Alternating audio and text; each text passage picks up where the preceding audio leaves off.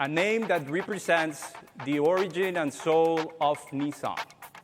Skyline, a reimagined icon of Japanese engineering and driving passion with performance and precision. This is how our portfolio strategy comes to life, anchored in profitability and built around a leaner, stronger lineup. Nissan is bringing the Skyline back into the spotlight, and based on what has been revealed so far, this is shaping up to be much more than just another revival. It feels like a careful balance between honoring what made the Skyline legendary and pushing it forward into a new era of design and performance. From the early teasers, the new model already shows a strong personality. The front end looks sharp and modern, with vertical lighting elements that immediately stand out. It is not trying to copy the past, but you can clearly see the influence. That approach becomes even more obvious at the rear, where the iconic round taillights return, slightly protruding from the body. That detail alone is enough to connect it back to generations like the R32, R33, and R34. But the execution feels fresh and refined rather than nostalgic. The proportions seem to play a big role in this car's identity. It has that long hood, short rear deck look that has always defined a proper performance sedan. There is a sense of balance and purpose in the shape, and it gives the impression that this car is designed to be driven hard, not just admired. Even the subtle Skyline script on the rear quarter panel adds a touch of heritage without overwhelming the overall design.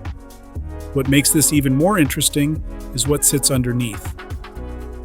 The expectation is that Nissan will use a version of its twin turbocharged 3.0-liter V6 engine. In the Z Nismo, this engine already delivers 420 horsepower, but there are strong indications that the performance sedan variant could push closer to 450 horsepower. That puts it right in a sweet spot between everyday usability and serious performance. Rear-wheel drive is expected, along with the possibility of a manual transmission, which is something enthusiasts will immediately appreciate. There is also a bigger picture here. While the Skyline itself is not planned for the United States, an Infiniti version built on the same platform is expected to arrive. That model could carry the Q50 or Q60 name and feature its own unique styling, especially at the front and rear. This means that even if the Skyline name does not return to the United States, its spirit and engineering will still make its way here in a different form. Positioning is another key detail.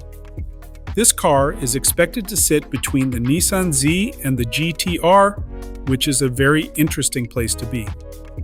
It suggests that Nissan wants this to be a true driver's car, something more practical than a sports coupe, but still capable of delivering a serious performance experience. Overall, this new Skyline looks like it is being designed with intention. It is aggressive, modern, and clearly inspired by its past without being trapped by it. If Nissan delivers on both the design and performance promises, this could easily become one of the most exciting sports sedans to watch in the coming years.